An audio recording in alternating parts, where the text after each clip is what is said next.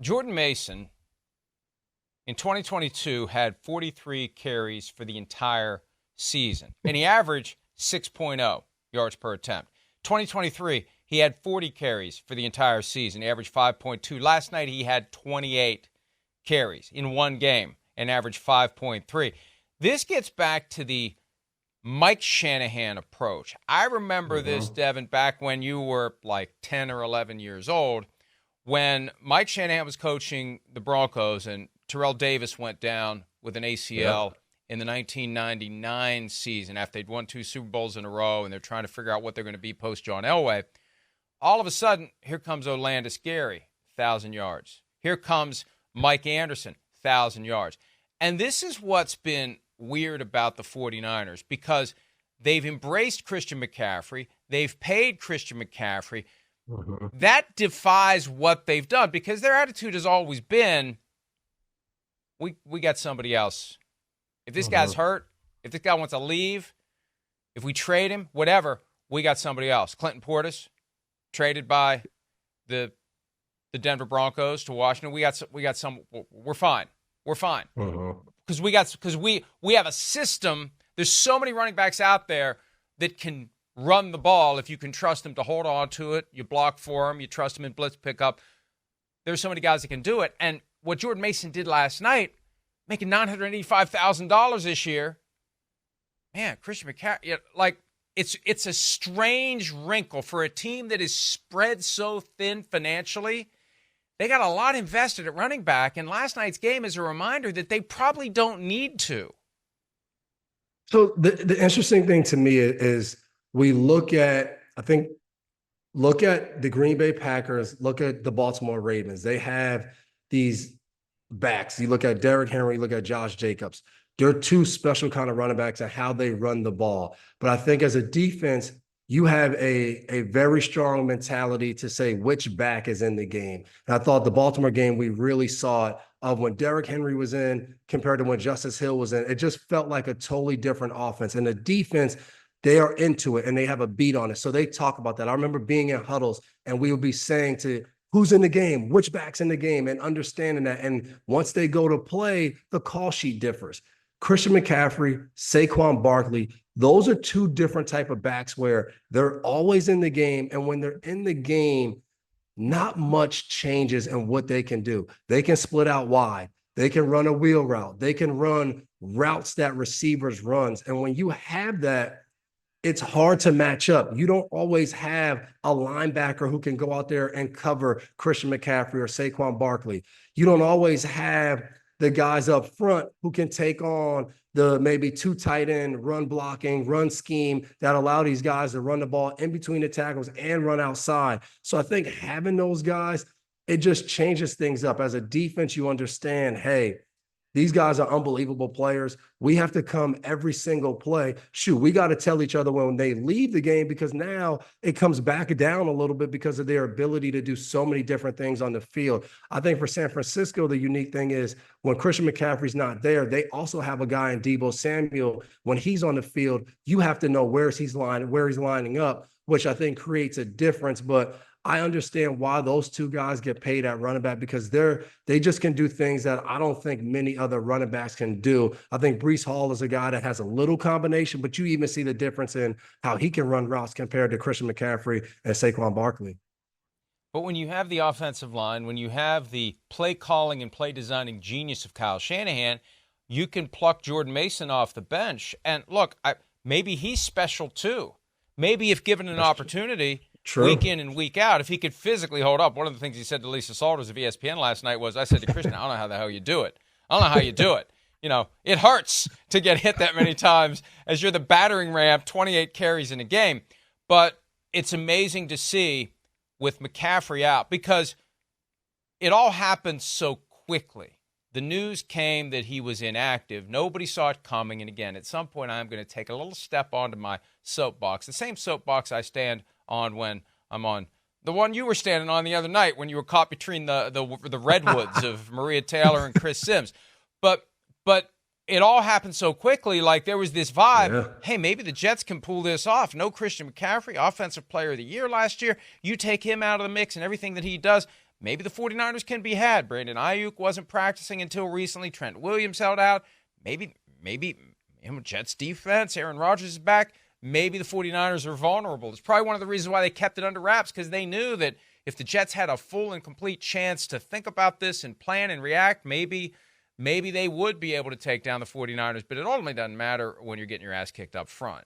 I could have been, well, not me. You could have been playing running back. You had that great running back number of 32. You could have been back there carrying the ball, even though you played defense for your career, and you would have been able to move the chains with what the 49ers were doing. But the praise went to Jordan Mason, who had the huge night last night. Here's some of the 49ers talking about what the third-year undrafted player from Georgia Tech got done against the Jets. Coming in rookie year, trying to learn the playbook together, he and I would meet a lot and go through everything. So he's always had that drive to learn, and knowing that, we were guys that, I was the last pick and he was undrafted, and knowing that we weren't going to have a lot of opportunities and we had to make the most of the opportunities that we got.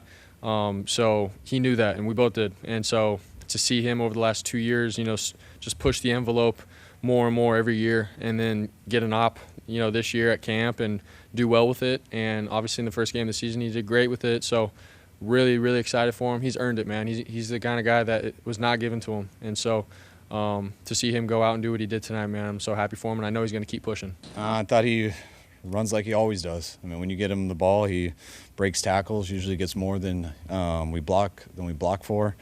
When we had the good lanes, he always hit them and got a bunch, but JP was awesome today. Brock Purdy on his way to teach social studies, stopping by the press conference room.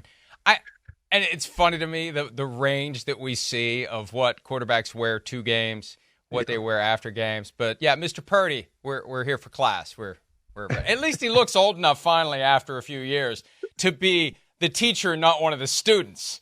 Right? That's at a big least joke he's made right that transition, But and some of the stats that come up, Devin, in the aftermath of games are amazing to me. Matt Casey sent this on our thread last night. This new thread that you're on that I haven't muted yet because my phone dinged at 3 a.m. And thanks, Matt. Thanks a lot, Matt. Some of us don't have kids that wake up in the middle of the night. But the 49ers, and again, how does anybody even think of this? The 49ers are the only NFL team in the Super Bowl era to get a 200-yard passing game, Brock Purdy, 125-yard rushing game, Jordan Mason, 50-yard receiving game, Juwan Jennings, and an interception for Flanagan Foles from 4 players who were drafted 200th or later or not drafted at all. That's a testament to what the 49ers have done under Kyle Shanahan and John Lynch. They find guys well beyond the point at which anyone gives a crap about who's being drafted, because we don't know which one of those guys are going to pan out. Oh, that guy, that's nice, good for him. He's been drafted. Let's see what he does in the NFL. The 49ers have a hell of a collection of guys who fall into that category of let's see what they do, who come in and get it done. And I love that, because I think right away when we hear a guy is a late round pick or he's undrafted, right away people are like, oh, that's all about development and coaching. But it's also a reminder that the draft happens on where people think the value is in a player. It doesn't always mean if a guy is a good football player. They have the scouting combine, they have the all-star games and all that. Everyone goes and they look at a guy and they say, hey, this guy he's not fast enough. He's not tall enough. All of those things, but they'll say, but I think he'll get a shot in the NFL. And that's when you really can tell when the guys get real opportunities. And I think the best teams in football do an awesome job at saying, okay, these are our draft picks. This is where we value guys. This is where we're going to go select them. But here's a column of guys that might be undrafted or they'll be available late into the 7th round. Here's where we can get guys that fit our scheme, fit our system. You look at Mason, I'm sure when they watched him in college, and they said in college he didn't even have a game where he got the ball 28 times. So shout out to their scouts who even gave this guy an opportunity to come in, because he didn't even get to show this in college, fully going and carrying the ball over and over and wearing down a defense. But I'm sure they went and watched and said, hey, this guy runs pretty hard. Hey, He looks like in our scheme, when we're zone blocking, he'll be able to hit gaps, find the right gaps, as Shanahan said. Even when there's not much there, he gets yards. But when there is there, he finds the gap every single time. It reminds me of Andy Reid and Veach down in Kansas City, where they talked about Isaiah Pacheco and they watched him at Rutgers and they said, wow, like this guy's getting some yards and the offensive line's not really blocking anybody. Imagine what he can do if we put him behind our offensive line and get him in our system. And I think that's the value in having an organization that is built from the top down of there's constant communication, there's alignment. Jason Garrett always talks about that every week. The right organizations, they have the right alignment. And I think when you look at San Francisco, the alignment is right. They're getting the guys, not only that the front office likes, but that Kyle Shanahan says, hey, this guy fits our system. We can put him in there and he can play for us. And think about how hard that is to look beyond the superficial, obvious football statistics. And for a running back, your statistics are the bread and butter. Jordan Mason hadn't had 28 rushing attempts in a game since high school at Gallatin High in Tennessee, for crying out loud. And I'm looking at his Georgia Tech numbers. His last year at Georgia Tech, he had 87 rushing attempts in 12 games for 439 yards. And that just tells you what goes into. Set that aside, because sometimes colleges don't use a guy the way they should. They don't realize they have somebody who's special. And this guy was third team All-ACC in 2019. I didn't even know ACC had a third team. Like, at what point do you just say, let's just call it honorable mention and move on? Third team All-ACC, that's the most he'd ever done. That just shows you how special last night was. And the 49ers saw it. They knew it. And they believed, and he got the chance and he delivered. That's what makes it even more amazing. Christian McCaffrey better get healthy. That's the one thing about this league. When you're on the sideline and other guys are playing, it allows coaches, front office to say, we believed in him, but he might be a little bit better than we thought. You look at Drew Bledsoe, who has made an unbelievable comeback of telling these stories and different things about Brady, but he gets hurt. Brady comes in, and just like that opportunity on that team, $100 million contract is gone. You don't want to sit on the sideline too long. So I would expect to see Christian McCaffrey sooner rather than later coming back for that 49ers team.